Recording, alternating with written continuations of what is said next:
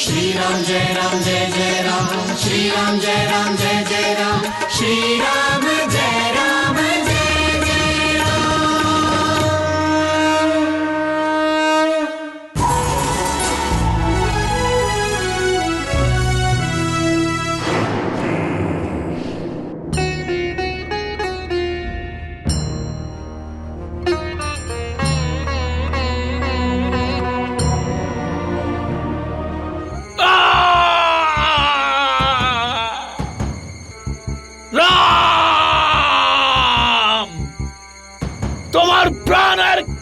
রক্ষা করতে পারবে না। লক্ষণ, আমার পুত্রের হত্যাকারী রাবণ যমদূত হয়ে আসছে তোমাদের দুই ভাইয়ের জন্য। পুত্র ইন্দ্রজিৎ, আমার ইন্দ্রজিৎ মরতে পারে না। লঙ্কেশ, যদি তুমি ইন্দ্রজিতের জন্য কিছু করতেই চাও তবে ওর অন্তিম ইচ্ছাটা পূরণ করো লঙ্কেশ। দেবী সীতাকে তার স্বামীর কাছে পৌঁছে দাও। সীতা সীতা সীতা সীতা, সবাই সীতাকে নিয়ে চিন্তা করছে, কিন্তু আমার আত্মসম্মান নিয়ে কেউ ভাবছে না। আজ এই অনর্থের মূলকে আমি সমূলে শেষ করে দেব। সমস্ত অনর্থের মূল হলো ওই সীতা। আমার পুত্র ইন্দ্রজিতের মৃত্যুর কারণ ওই সীতা। আজ ওই পিশাচিনীকে আমি যমলোকে পৌঁছে দেব। যেইভাবে আমার এক এক যোদ্ধারা যমলোকে পৌঁছে গেছে, আজ সীতাও যমলোকে পৌঁছে যাবে। দাঁড়াও লঙ্কেশ, দাঁড়াও দশানন। দানবরাজ, যদি আপনি আমার শ্বশুর না হতেন তাহলে যেই হাত দিয়ে আপনি রাবণের হাত ধরেছেন সেই হাত আমি কেটে ফেলতাম। দশানন, একটু চিন্তা করো। ভগবান শিবের দেওয়া এই চন্দ্রহাস অস্ত্রের দ্বারা একজন নির্মল নারীকে বধ করে তুমি কি যশপ্রাপ্ত হবে?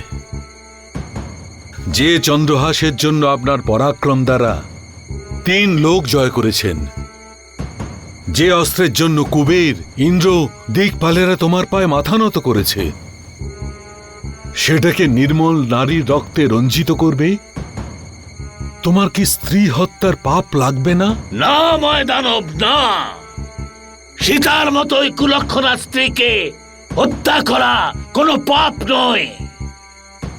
তার জন্য এত বড় মূল্য আমি চোকাতে পারবো না। তুমি তোমার বাসনার মূল্য মেটাচ্ছ। ময়দানব,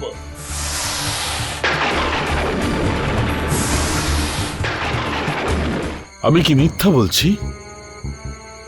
এমন কি যোগ্যতা আছে ওই স্ত্রীলোকের মধ্যে যার জন্য তুমি তোমার আত্মীয় স্বজন, তোমার সৈন্য, তোমার পুত্রগণ, তোমার ভাইদের যুদ্ধের আগুনে সঁপে দিলে? কতবার তোমাকে বুঝিয়েছি যে সীতাকে ওর স্বামীর কাছে ফিরিয়ে দাও, কিন্তু তুমি কারোর কথা শোনোনি।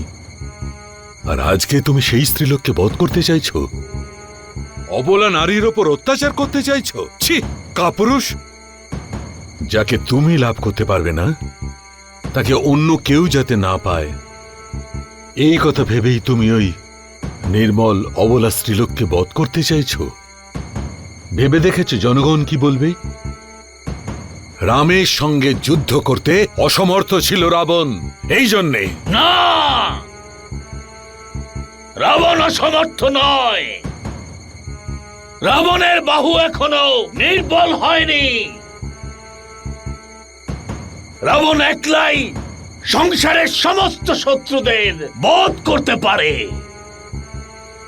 কাল আমি আমার অজেয় রথে যুদ্ধভূমিতে যাব। কাল ওই দুই ভাই রাম আর লক্ষ্মণের সংহার নিশ্চিত।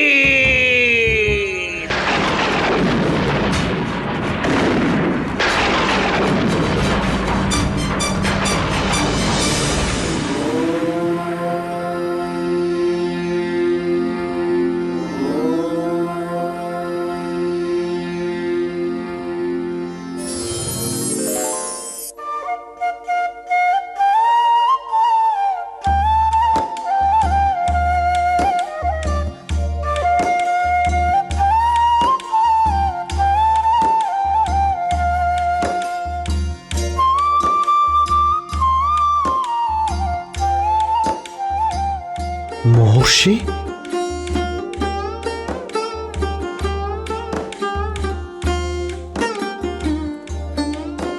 দশরথ পুত্র রামের প্রণাম স্বীকার করুন। যশস্বী ভব, বিজয়ী ভব, দীর্ঘজীবী হও। আসন গ্রহণ করুন মহর্ষি।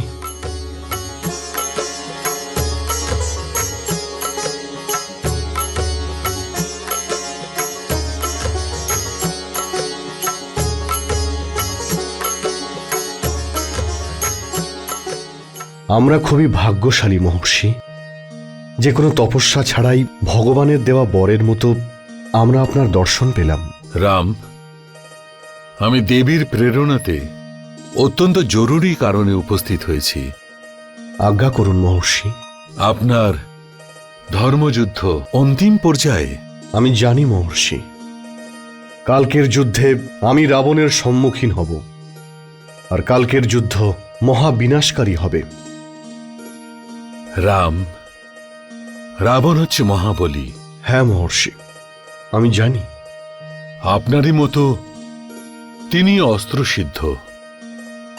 3 লোকের মধ্যে এমন কোনো অস্ত্র নেই যার জ্ঞান আপনার আর রাবণের নেই।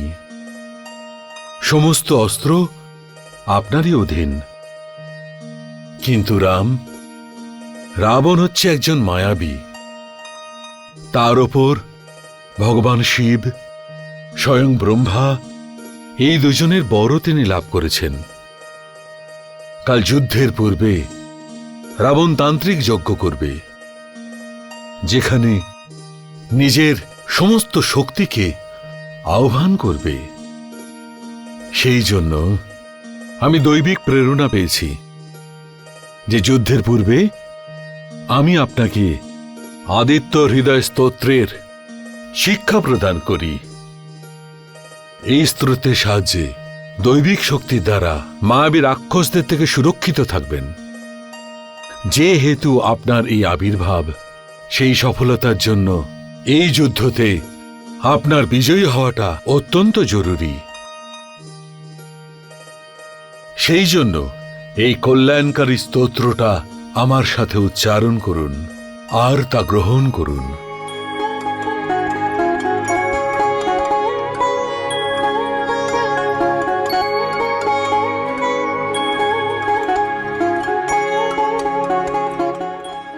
अनुष्टुप छंद आदित्य अनुष्टुप छंद आदित्य सविता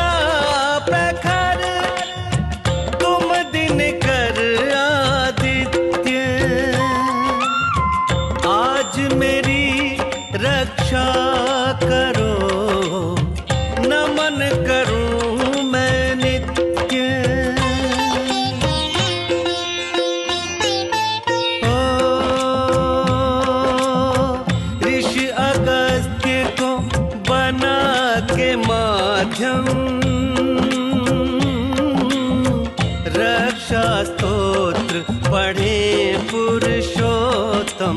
हे आदित्य ज्योति के धाम, ज्योति पुंज करो मेरे नाम। मैं हूँ वंशज सूर्य तुम्हारा,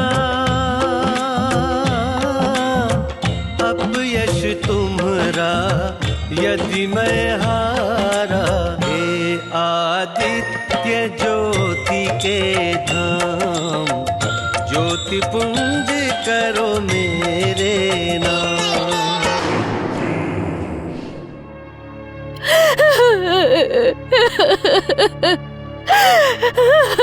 মোদি,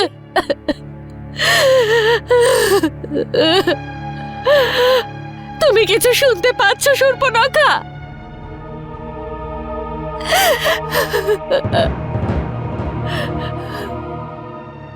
না বৌদি, কিছুই তো শুনতে পাচ্ছি না। লঙ্কার এই রাজভবনে প্রথমে হাসির কলরব উঠত, নৃত্য আর গানের আসর বসত, লঙ্কার জয়ধ্বনি শোনা যেত শূর্পণখা। কিন্তু এখন আক্রোশ শুনতে পাচ্ছ তুমি? লঙ্কার প্রতিটা গৃহ, প্রতিটা পরিবার শুধু তোমার জন্য কাঁদছে। লঙ্কার এই রাজভবনও আজ তোমার জন্য কাঁদছে শূর্পণখা। চলো চলো আমার সাথে।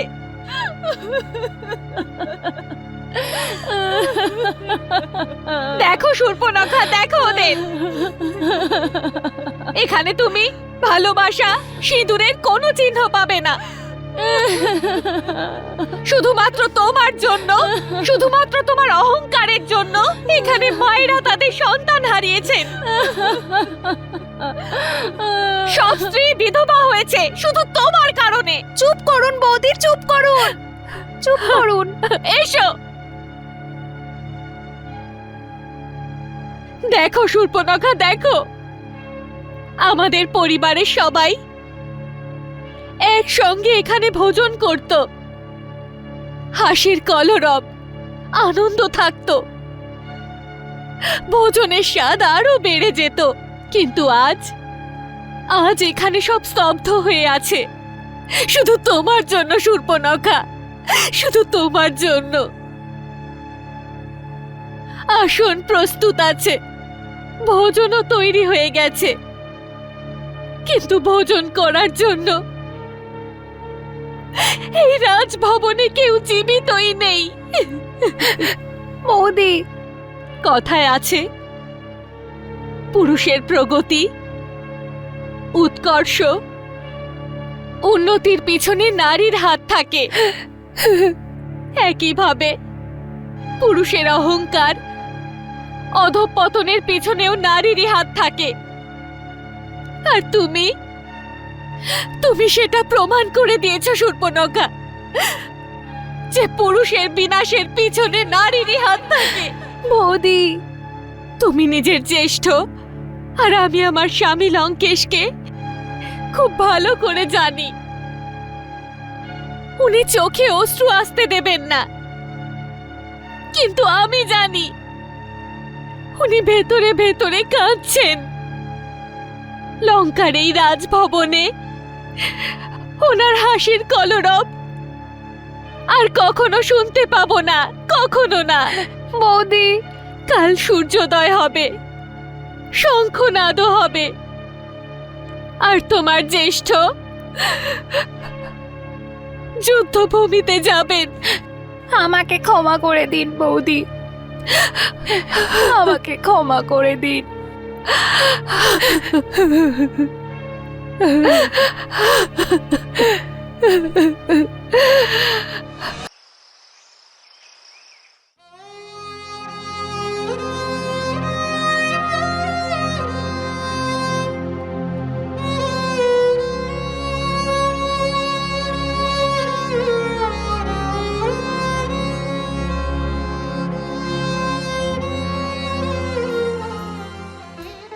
দিদি,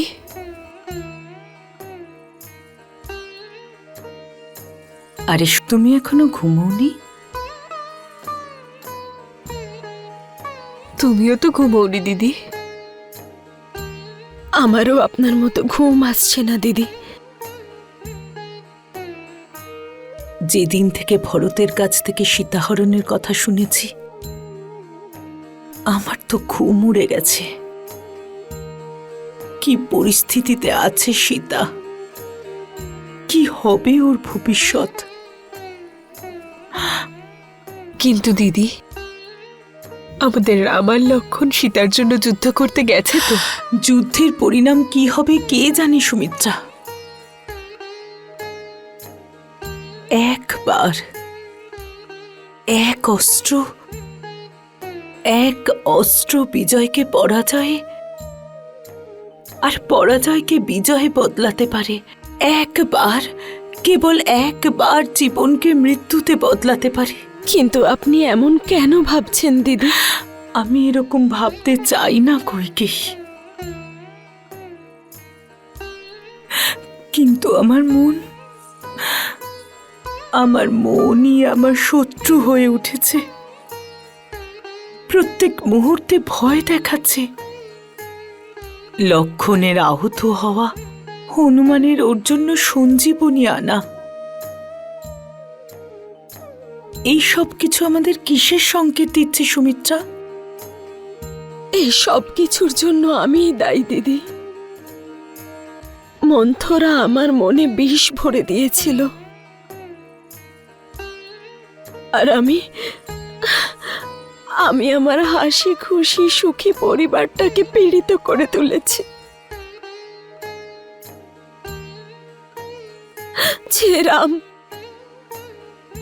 আমাকে সবার আগে মা বলেছিল, আমি তাকে বনবাসে পাঠিয়েছি।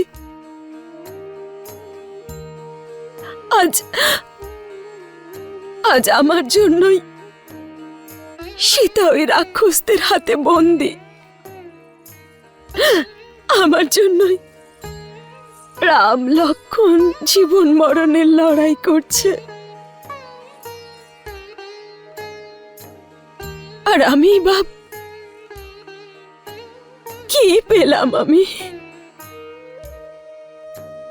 সমাজের থেকে নিন্দে, নিজের আপন সন্তান ভরতের কাছে তিরস্কার, সবকিছুই তো হারালাম আমি। আমার স্বামীকে হারিয়েছি, আমার নিজের পুত্র ভরত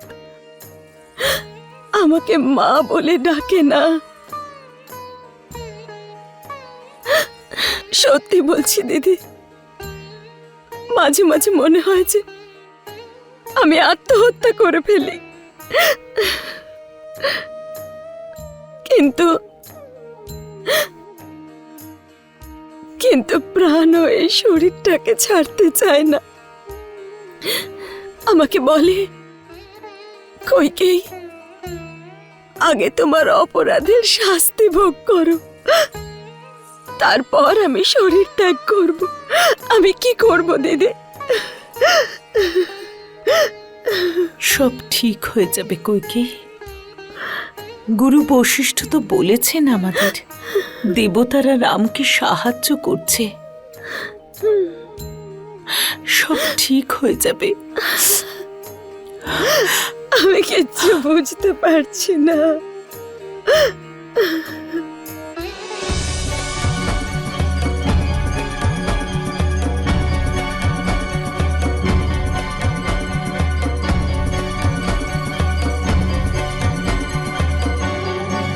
প্রভু, এই মায়া ওই দুষ্ট রাবণের নয় তো?